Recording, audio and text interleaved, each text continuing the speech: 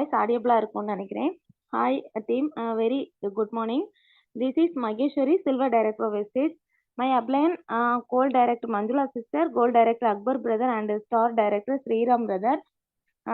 நான் வந்து before wastage and after wastage நான் ஷார்ட்டாக சொல்லிக்கிறேன். பிஃபோர் வெஸ்டேஜ் பார்த்தீங்கன்னா என்னோட நான் வந்து படித்தது வந்து staff nurse 3.5 years course complete பண்ணியிருக்கேன். ஒரு ஹாஸ்பிட்டலில் பார்த்தீங்கன்னா 10 இயர்ஸாக நான் வந்து ஒர்க் பண்ணிட்டு இருந்தேன். ஒரு 4 years நான் ஒர்க் பண்ணதுமே எனக்கு வந்து சூப்பர்வைசிங் போஸ்டிங் கொடுத்தாங்க. அங்கே வந்து இன்ஃபெக்ஷன் கண்ட்ரோல் நர்ஸ் அப்படிங்கிற ஒரு போஸ்டிங் கொடுத்தாங்க.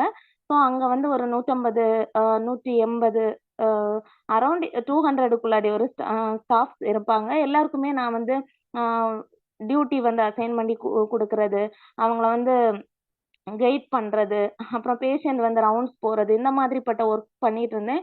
ஸோ எனக்கு ரொம்பவே நல்லா போயிட்டு இருந்துச்சு டியூட்டி. ஃபஸ்ட்டு வந்து நான் நர்சிங் ஃபீல்டில் ஒர்க் பண்ணும்போது நைட் டியூட்டி எல்லாம் பார்த்து கஷ்டப்பட்டுட்டு இருந்தேன். 4 years முடிஞ்சதுமே எனக்கு வந்து இந்த போஸ்டிங் கொடுத்த பிறகு எனக்கு வந்து நைட் டியூட்டி எதுவும் இல்லாததுனால எனக்கு ரொம்பவே பிடிச்சிருந்துச்சு. எனக்கு 21,500 சேலரி கொடுத்துருந்தாங்க. ஸோ எனக்கு வந்து ரொம்பவே நல்லா தான் போயிட்டு இருந்துச்சு. அப்போது நான் என்ன பண்ணேன்னா, என்ன நடந்தாலுமே இதை வந்து இந்த வேலையை விடக்கூடாது அப்படிங்கிற ஒரு தீர்மானத்தில் தான் இருந்தேன். எனக்கு ரொம்பவே நான் பிடிச்சி வந்து எடுத்த ஜாப் வந்து நர்சிங் ஃபீல்டு. ஸோ நம்ம ஒரு ஃபேமிலி மெம்பர்ஸ் மாதிரி பேஷண்ட்டுக்கு நான் வந்து ஹெல்ப் பண்ணுவேன். அது வந்து எனக்கு ரொம்பவே பிடிச்சி நான் ஒர்க் பண்ணிட்டு இருந்தேன். ஸோ எனக்கு வந்து கொஞ்சம் ஹெல்த் இஷ்யூஸ்னால 10 years அந்த ஒர்க் பண்ண அந்த ஜாபை வந்து எனக்கு வந்து விட வேண்டிய ஒரு சூழ்நிலை வந்துச்சு. அதையும் தாண்டி நான் வந்து விடக்கூடாது அப்படிங்கிற சுச்சுவேஷனில் தான் ரொம்ப நாளாக போயிட்டே இருந்தேன். வீட்டில் சொன்ன பிறகும் கேட்காம. அப்புறம் என்னோட ஹஸ்பண்ட், என்னோட மாமியார் வந்து நீ ரொம்ப கஷ்டப்படுற, லாங் ட்ராவல் 1.5 hour ட்ராவல் பண்ணி தான் என்னோட ஹாஸ்பிட்டல் போகணும். அப்போ வீட்டில் போக வேண்டாம்னு சொன்னதுனால நான் வந்து ஸ்டாப் பண்ணிட்டேன். ஸ்டாப் பண்ணி வீட்டில் இருக்கும்போது தான் எனக்கு ரொம்பவே கஷ்டமா இருந்துச்சு. நான் வந்து 21,000 சேலரி வாங்கும்போது என்னோட ஹஸ்பண்ட் என்னோட சேலரி எல்லாம் கணக்கெல்லாம் கேட்க மாட்டாங்க. ஆனாலும் எனக்கு கடன் கொஞ்சம் அப்போ அந்த டைம்ல ரொம்ப கடன் எல்லாம் இல்லை. ஆனாலுமே ஹஸ்பண்ட் கிட்ட ஒரு 10,000 15,000 கொடுத்துட்டு மீதி அமௌண்ட் நான் தான் வச்சிருப்பேன். என் ஃப்ரெண்ட்ஸ் எல்லாம் கடன் கேட்டா கொடுப்பேன். இந்த மாதிரி எல்லாம் ரொம்பவே அந்த காசை வந்து சேர்த்து வைக்கணுங்கிற ஒரு தாட்டே இல்லாத மாதிரி இருந்தேன். ஸோ எனக்கு வந்து வீட்ல இருந்த பிறகு என்னோட ஹஸ்பண்ட் பார்த்தீங்கன்னா கொத்தனார் வேலைக்கு தான் போறாங்க. இந்த வெயில்ல வந்து நமக்கே வீட்ல இருக்கும்போது தாங்க முடியல. அப்ப அந்த வெயில்ல அவங்க ரொம்பவே கஷ்டப்படுறாங்க. அவங்களுக்கு சிமெண்ட் அலர்ஜி. அவங்களுக்கு வந்து எப்போதுமே கையில வந்து புண்ணா தான் இருக்கும். சாப்பாடு கூட பாதி நாள் வாரி சாப்பிட முடியாது. நான் வந்து ஊட்டி விடுற மாதிரி இருக்கும். கையில வந்து எப்போதுமே மஞ்சத்தூள், அந்த தேங்காய் எண்ணெய் இந்த மாதிரி போட்டு அந்த மாதிரி அடிக்கடி வந்து பிளாஸ்டர் போட்டுட்டு வேலைக்கு போற மாதிரி இந்த மாதிரி ரொம்பவே கஷ்டப்படுவாங்க. அப்ப நான் மனசுல நினைப்பேன், அவங்க வந்து இவங்க நம்ம லைஃப் வந்து கொஞ்சமாவது சேஞ்ச் ஆனாதான் ஹஸ்பண்ட் வந்து இந்த வேலையை வந்து மாற்ற முடியும். அவங்க கிட்ட நான் ஃபர்ஸ்ட் மேரேஜ் ஆன டைம்ல வந்து அந்த ஒர்க்கை பத்தி நான் பேசினப்போ அவங்க என்கிட்ட சொன்னது, நீ வந்து அப்ப வேற மேரேஜ் பண்ண வேண்டியதானே, இந்த வேலை பிடிக்கலனா அப்படிங்கிற மாதிரி என்கிட்ட சொன்னாங்க. எனக்கு வந்து அவங்க கஷ்டப்படுறாங்கிறதுனால மட்டும்தான் எனக்கு வந்து அந்த தாட்ல பேசினேன். அப்போ வந்து எனக்கு ரொம்பவே கஷ்டமா இருக்கும். அதனால நான் அதை பத்தி பேசுறதே இல்லை. ஸோ அப்புறம் வந்து எனக்கு வீட்ல அப்படியே இருந்த டைம்ல தான் எனக்கு ரொம்பவே கஷ்டமா இருந்துச்சு. ஒரு கையில காசே இல்லாம இருந்த டைம்ல ஒரு நாளைக்கு ஒரு 100 ரூபாய் கிடைச்சா கூட நல்லா இருக்குமே அப்படிங்கிற ஒரு தாட்டுக்கு நான் வந்துட்டேன். அந்த டைம்ல தான் எனக்கு ஹெல்த் இஷ்யூஸ்னால நிறைய கடன் வேற ஆயிடுச்சு. அப்போதான் நான் வந்து ப்ரேயர் பண்ணிட்டே இருந்த டைம்ல வந்து எனக்கு ஏதாவது ஒரு 100 ரூபாய் கிடைக்கிற மாதிரியாவது ஒரு வேலை கிடைக்காதா, online job, part time job அப்படின்னு சொல்லிட்டு தான் நான் வந்து மொபைல்ல வந்து சர்ச் பண்ணிட்டே இருந்த டைம்ல என்னோட ஃப்ரெண்டு, என்னோட ஹாஸ்பிட்டல்ல ஒர்க் பண்ண ஒரு ஃப்ரெண்டு வாட்ஸ்அப் ஸ்டேட்டஸ் வச்சது மூலமா எனக்கு இந்த ஜாப் கிடைச்சிச்சு. அது வந்து உண்மையாவே நான் வந்து எனக்கு கடவுள் கொடுத்த ஒரு வாய்ப்பா தான் நான் வந்து இதை எடுத்து பண்ணிட்டு இருக்கேன். கண்டிப்பா எனக்கு அந்த டைம்ல காட் தந்த கிஃப்ட் தான் இது வெஸ்டேஜ். ஸோ இதை வந்து நான் கண்டிப்பா நல்லா பண்ணணும் அப்படின்னு எடுத்து பண்ணிட்டு இருக்கேன். ஃபர்ஸ்ட் நான் ஜாயின் பண்ணது வந்து செப்டம்பர் 5, 2023ல ஜாயின் பண்ணேன். ஜாயின் பண்ணும்போது எனக்கு வந்து 12 o'clock உள்ள எல்டிபி தான் நான் பார்த்தேன். எனக்கு மஞ்சுளா சிஸ்டர் ஆஃப்டர் எல்டிபி பேசி கொடுத்தாங்க. மஞ்சுளா சிஸ்டர் வந்து பேசின டைம்ல எனக்கு வந்து கண்டிப்பா நான் வந்து இந்த இதனால தான் என்னோட லைஃப் சேஞ்ச் ஆக போகுது, என்னோட ஹஸ்பண்டோட வேலையை வந்து மாற்ற போகுது அப்படிங்கிற ஒரு தாட் ப்ராசஸ்க்கு நான் வந்துட்டேன்.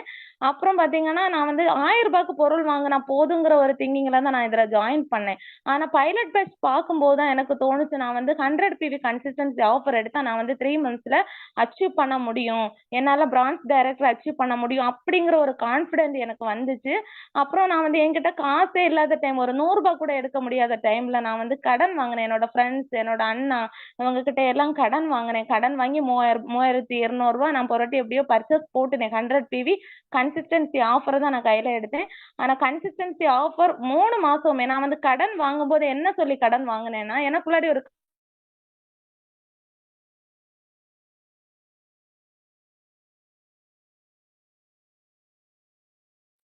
மகேஸ்வரி திரும்ப அன்மியூட் பண்ணிட்டு பேசுங்க. வாய்ஸ் கேட்கல. சார் இப்போ கேக்குதா சார்? பேசுங்க பேசுங்க. நீங்க கன்சிஸ்டன்சிக்கு கடன் வாங்கி பண்ணதுல இருந்து அப்படியே பேசுங்க.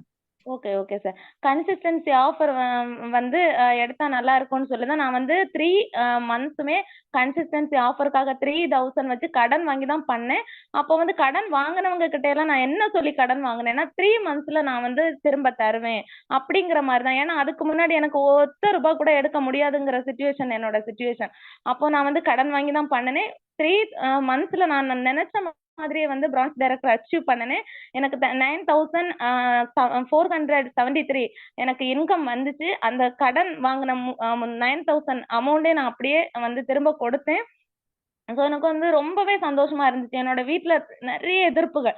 என்னோட ஹஸ்பண்ட் வந்து நீ ஏற்கனவே ஹெல்த் இஷ்யூல இருக்கிற, மொபைல் வந்து யூஸ் பண்ணாத அப்படிங்கிற பிரச்சனை எப்போதுமே பண்ணிட்டே இருப்பாங்க. என்னால மீட்டிங்ல கூட பேச முடியாது. பிரான்ச் அச்சீவ் பண்ணி மீட்டிங் பேசுனது கூட என்னோட ஹஸ்பண்ட் திட்டிக்கிட்டே இருந்தாங்கன்னு நான் வந்து மேல மொட்டை மாடியில போயிருந்து பேசினேன். இப்போ கூட அவங்க வீட்ல இல்ல, எப்போ அன்மியூட் ஆப்ஷன் வரும் அப்படிங்கிற மாதிரி நான் நினைச்சிட்டே இருந்தேன். ஸோ எனக்கு ரொம்பவே ஹாப்பியா இருக்கு சில்வர் அச்சீவ் பண்ணது. நான் வந்து என்ன பண்ணேன்னா 8% வர்றதுக்கு உள்ளாடி நான் வந்து நிறைய வந்து தப்பு பண்ணிட்டேன். என்னோட கான்டாக்ட்ஸ்ல வந்து 400 கான்டாக்ட்ஸ் இருந்துச்சு. நான் வந்து சூப்பர்வைசிங் போஸ்டிங்ல இருந்ததுனால எல்லா ஸ்டாஃபோட நம்பரும் என்கிட்ட உண்டு. அப்போ வந்து நான் வந்து இன்வைட் பண்றது பாத்தீங்கன்னா, நானே இப்போ என்னோட ஃப்ரெண்ட்ஸ் கிட்ட எல்லாம் பொருள் மட்டும் வாங்கினா போதும், ஒரு நல்ல ஆப்பர்ச்சுனிட்டி இருக்கு இந்த மாதிரி சொல்லி ஒரு எப்படியும் ஒரு 50 ஐடிஸ் எல்லாம் இந்த மாதிரியே நான் பேசிட்டேன். அப்புறம் பாத்தீங்கன்னா அதுக்கு பிறகுதான் என்கிட்ட என்னோட அப்ளை மஞ்சுளா சிஸ்டர், அக்பர் பிரதர்லாம் நீங்க எந்த மாதிரி பேசாதீங்க சிஸ்டர், நீங்க எப்படி இன்வைட் பண்றீங்க எனக்கு பேசி காமிங்க, என்ன மாதிரி எல்லாம் சொல்லி நான் வந்து பண்ண தப்பெல்லாம் வந்து நானே உணர்ந்துகிட்டு அவங்க சொன்ன மாதிரி கான்டாக்ட் லிஸ்ட் எழுதி சென்ட் பண்ணேன். இந்த மாதிரி இன்வைட் பண்ணுங்கன்னு ஒன்னொன்னா எனக்கு சொல்லி கொடுத்தாங்க. அது மாதிரி இன்வைட் பண்ண ஸ்டார்ட் பண்ணேன். அதுக்கு பிறகு எனக்கு கொஞ்சம் கொஞ்சமா டீம் டெவலப் பண்ண ஆரம்பிச்சேன். அதுக்கு பிறகு எனக்கு ஹெல்த் இஷ்யூஸ்னால வீக்லி 3 டேஸ் வந்து நான் வந்து ஹாஸ்பிட்டல் போக வேண்டிய சுச்சுவேஷன்.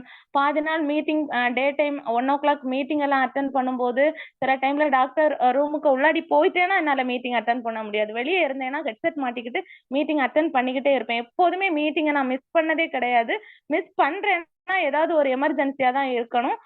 அப்புறம் எப்போதுமே வந்து நான் வந்து எங்கேயாவது வெளியே போறேன்னா அக்பர் பிரதர், மஞ்சுளா சிஸ்டர் 2 பேர்கிட்டயுமே நான் சொல்லிட்டு தான் போவேன்.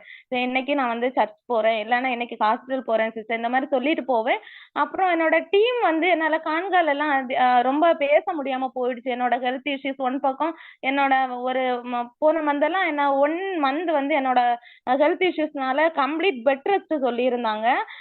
அப்ப என் ஹஸ்பண்ட் என்னோட அக்கா வீட்டுல என்ன கொண்டு விட்டுருந்தாங்க, ஒர்க் எதுவும் பண்ணக்கூடாது அப்படின்னு. அங்க மொபைல் பேசிக்கிட்டு இருந்தேன். என்னோட அக்கா ஹஸ்பண்ட் கிட்ட போன் பண்ணி சொல்லி என்ன அடிச்சு, அதுலயே ரொம்ப பிரச்சனை நடந்துச்சு.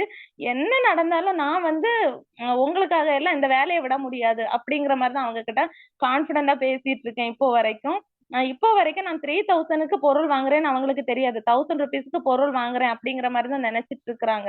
ஸோ என்னோட டீம் வந்து கொஞ்சம் கொஞ்சமா டெவலப் ஆனது, அது அப்படியே எனக்கு பிரேக் ஆக ஆரம்பிச்சு என்னோட கான்கால் எல்லாம் பேச முடியாம. அதுக்கு பிறகுதான் என்னோட டீம் எல்லாரையுமே அக்பர் பிரதர், மஞ்சுளா சிஸ்டர் எல்லாருமே வந்து அவங்க வந்து கவனத்துல எடுத்து பேச ஆரம்பிச்சாங்க. நான் எனக்கு ஃபுல் சப்போர்ட் அவங்க 2 பேரும். அவங்க 2 பேரும் எனக்கு சப்போர்ட் பண்ணதுனால மட்டும்தான் என்னால இப்போ சில்வர் டைரக்டர் அச்சீவ் பண்ணி என்னால பேச முடியுது. ஸோ நான் என்ன பண்ணேன்னா எப்போதுமே மீட்டிங் அட்டன் பண்ணும்போது நான் வந்து நோட்ஸ் எடுத்துப்பேன். என்னை சுத்தி எப்போதுமே 3 நோட் இல்லைன்னா 4 நோட், இப்போ கூட 4 நோட் என் பக்கத்துல இருக்கு. என்ன ஒரு மீட்டிங்ல இம்பார்ட்டன்ட் பாயிண்ட்ஸ் சொன்னாங்கன்னா நான் கண்டிப்பா நோட்ஸ் எடுத்து வைப்பேன். அதை பத்தி ஏதாவது டவுட்னா நான் வந்து மஞ்சுளா சிஸ்டர் கிட்ட கேட்டு வந்து தெரிஞ்சுப்பேன். அது மாதிரி ஏதாவது வந்து பாயிண்ட்ஸ் வந்து அவங்க ஸ்கிரீன்ல ஷேர் பண்றாங்கன்னா அதை வந்து நான் ஸ்கிரீன்ஷாட் எடுக்காம விட்டுட்டேன்னா அதை வந்து எனக்கு ஷேர் பண்ணுங்க சிஸ்டர், இந்த மாதிரி கேட்டு வாங்கி வச்சுப்பேன்.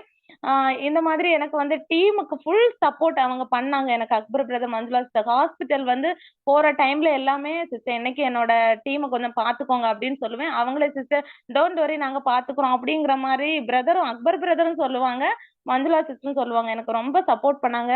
ரொம்பவே இந்த நேரத்துல நான் தேங்க்ஸ் பண்ணிக்கிறேன். அப்புறம் என்னோட லைஃப் லைன்ஸுக்கு ரொம்பவே நான் தேங்க்ஸ் பண்ணிக்கிறேன். நான் வந்து ட்ரைனிங் எப்போதுமே மிஸ் பண்ண மாட்டேன். முடிஞ்ச வரைக்கும் ட்ரைனிங் அட்டென்ட் பண்றது, நோட்ஸ் எடுப்பேன். கான்பிடண்டா இருந்தா மட்டும்தான் இதுல வந்து நம்மளால அச்சீவ் பண்ண முடியுங்கிறத நான் வந்து தெரிஞ்சுக்கிட்டேன். யாரு வந்தாலும் வரலனாலும் என்னால இந்த பிசினஸ வந்து அச்சீவ் பண்ண முடியும் அப்படிங்கிற மாதிரி என்னோட அண்ணா, என்னோட ஹஸ்பண்ட், என்னோட மாமியார் எல்லாருமே எதிர்த்தாங்க, நீ இதை பண்ணக்கூடாது அப்படின்னு. என்னோட அண்ணா சொல்லி இதுவரை நான் எந்த இதுவுமே நான் கேட்காம இருந்தது கிடையாது. ஏன்னா எனக்கு அப்பா கிடையாது. என்னோட அண்ணா தான் சின்ன வயசுல இருந்தே எல்லாமே பாத்துக்கிட்டது. அண்ணா ஆர்மில இருக்கிறாங்க. ஸோ அண்ணாவோட எல்லாமே எல்லா சப்போர்ட்னால மட்டும்தான் என்னால வந்து ஒரு நல்ல லைஃப் எனக்கு கிடைச்சது. நான் பாத்தீங்கன்னா சரவணன் சார் அடிக்கடி சொல்ற மாதிரிதான், நம்ம வந்து நம்ம வந்து நினைச்சிருப்போம் நம்ம தாத்தா பாட்டி எல்லாம் வசதியா இருக்கிறாங்க, இருந்திருந்தாங்கன்னா நம்ம வந்து இப்போ இந்த நிலைமையில இருந்திருக்க மாட்டோம் இல்லையா, வசதியா பிறந்திருக்கலாமே அப்படின்னு நம்ம வந்து நினைச்சிருக்கிறோம். நம்ம பிள்ளைங்கள இந்த மாதிரி நினைக்க வைக்க கூடாதுன்னு சரவணன் சார் சொல்றது எனக்கு அடிக்கடி ஞாபகம் வரும். அதே மாதிரிதான் எனக்கு ஏதாவது ஒரு கஷ்டம் வந்தனாலும் இதுவும் கடந்து போகும் அப்படிங்கிற ஒரு லைன். அப்புறம் எல்லாம் நன்மைக்கே, சரவணன் சார் இப்ப சொன்ன மாதிரிதான் எல்லாம் நன்மைக்கு. இந்த ஒரு 2 வார்த்தையும் எனக்கு எப்போதுமே நான் வந்து மனசுல வச்சிருப்பேன். என்ன கஷ்டம் வந்தாலும் இந்த 2 வார்த்தை எனக்கு வந்துடும். அப்புறம் வந்து கன்சிஸ்டன்சியா ஒர்க் பண்ணணுங்கிறத இதுல நான் தெரிஞ்சுக்கிட்டேன். நிறைய எனக்கு டீம் உடைஞ்சதுக்கு காரணமே நான் வந்து கன்சிஸ்டன்சியா ஒர்க் பண்ணல. அந்த இது ரியாலிட்டிய நான் வந்து புரிஞ்சுக்கிட்டேன். அப்புறம் வந்து அப்ளைன் கால் பண்ணும்போது சில டைம்ல என்னால அட்டென்ட் பண்ண முடியாம போகும். ஸோ அதுதான், அப்ளைன் கால் பண்ணும்போது எப்போதுமே அட்டென்ட் பண்ணணும். அட்டென்ட் பண்ண முடியலன்னா கூட ஒரு மெசேஜாவது போட்டு இந்த மாதிரி சுச்சுவேஷன்ல இருக்கிறேன் அதை சொல்லணுங்கிறத நான் வந்து புரிஞ்சுக்கிட்டேன். வீக்லி வந்து டார்கெட் ஃபிக்ஸ் பண்ணி ஒர்க் பண்ணணுங்கிறத நான் வந்து புரிஞ்சுக்கிட்டேன். இப்போதான் நான் வந்து வீக்லி வந்து டார்கெட் போட்டு ஒர்க் பண்ண ஆரம்பிச்சிருக்கு. எனக்கு வந்து டிராவல் ஃபண்ட் ஓபன் ஆகி இருக்குன்னு சொன்னதுமே என்னோட ஹஸ்பண்ட் ஒரு மாதிரி நக்கலா சிரிச்சாங்க. எனக்கு வந்து பாஸ்போர்ட் எடுக்கணும் அப்படின்னு சொன்னப்போ நான் வந்து கண்டிப்பா வந்து வந்து டிராவல் இது மாதிரி ட்ரிப் போய் வேற நாட்டுக்கு வந்து ட்ரிப் போய் கண்டிப்பா வந்து இவங்க முன்னாடி கண்டிப்பா நான் வந்து அச்சீவ் பண்ணணுங்கிறதா என்னோட ஆசை. அப்புறம் என்னோட மிகப்பெரிய ஒரு கனவு என்னவா இருந்துச்சுன்னா ஒரு சென்ட்ரல் கவர்மெண்ட் ஜாப் போகணும்னு. அதுக்கு இப்போ சென்ட்ரல் கவர்மெண்ட் ஜாப் இஎஸ்ஐ நான் எக்ஸாம் போட்டிருந்தாங்க, அது அப்ளை பண்ணலன்னு வேற என்னோட ஹஸ்பண்ட் ஒரு நாள் வந்து அடிச்சுட்டாங்க. ஏன்னா அப்ளை பண்ணாலும் அதுக்கு வந்து 2000 அமௌண்ட் பே பண்ணி தான் அப்ளை பண்ணணும். அப்ளை பண்ணா கூட நான் வந்து எக்ஸாம் எழுத போய் கிடைச்சா கூட எனக்கு போற ஐடியாவே கிடையாது. ஸோ எனக்கு வந்து வெஸ்டேஜ் தான் என்னோட லைஃப்பை மாத்த போகுதுங்கிறது எனக்கு வந்து 100% கேரண்டி இருக்கு. ஸோ அதனால என்னால என்ன நடந்தாலும் இதை விடக்கூடாதுன்னு ஒரு முடிவுல இருக்கேன். ஸோ சீக்கிரமா வந்து நான் இனி அடுத்தது நான் வந்து இது வாங்கும்போது அந்த இது அவார்டு வாங்க வரும்போது வந்து பாத்தீங்கன்னா கோல்டு டைரக்டர் லெவல்ல தான் வரணும்னு நான் நினைச்சிட்டு இருக்கேன். ஸோ கண்டிப்பா நான் கோல்டு டைரக்டர் அச்சீவ் பண்ணுவேன். அப்புறம் பாத்தீங்கன்னா போன தீபாவளிக்கு நான் 8% லெவல்ல இருந்தேன். அப்போ நான் என்ன நினைச்சேன்னா அடுத்த தீபாவளிக்கு கண்டிப்பா நான் வந்து ஒரு நல்ல லெவல் அச்சீவ் பண்ணணும், ஸ்டார் டைரக்டர் அண்ட் எபோவ்ல இருக்கணும்னு நினைச்சிருந்தேன். ஸோ அதுவும் நான் என்னால கண்டிப்பா முடியும்னு நான் நினைக்கிறேன். ஸோ இந்த சப்போர்ட் வந்து சரவணன் சார் டீம் கண்டிப்பா எனக்கு பண்ணி கொடுத்துட்டு இருக்கும்போது என்னால கண்டிப்பா அச்சீவ் பண்ண முடியும்னு என்னால நம்பிக்கை இருக்கு. ஸோ எல்லாருமே நமக்கு இந்த கிடைச்ச ஒரு வாய்ப்பு, கடவுள் கொடுத்த ஒரு வாய்ப்பா, மிகப்பெரிய வாய்ப்பா எடுத்து நீங்க கன்சிஸ்டன்சியா ஒர்க் பண்ணீங்கன்னா கண்டிப்பா நம்மளால இதுல அச்சீவ் பண்ண முடியும்னு நம்பிக்கையோட பண்ணுங்க. நம்மள வந்து ஒரு ஆபீஸ்லயோ நீங்க ஒரு இடத்துலயோ ஒர்க் பண்றீங்கன்னா நம்மள வந்து கீழே தள்ளிட்டு அவங்க மேல வரணும்னு தான் பாப்பாங்க. ஸோ இதுல மட்டும்தான், இந்த வெஸ்டேஜ்ல மட்டும்தான் நம்ம மேல இருக்கிறவங்களும் சரி கீழே இருக்கிறவங்களும் சரி நம்ம மேல அடுத்தடுத்த லெவலுக்கு வரணும், நம்ம சம்பாதிக்கணும் அப்படிங்கறத ஆசைப்படுறாங்க. ஸோ அதை வந்து நான் இந்த இதுல பிசினஸ்ல வந்து நான் புரிஞ்சுக்கிட்டேன்.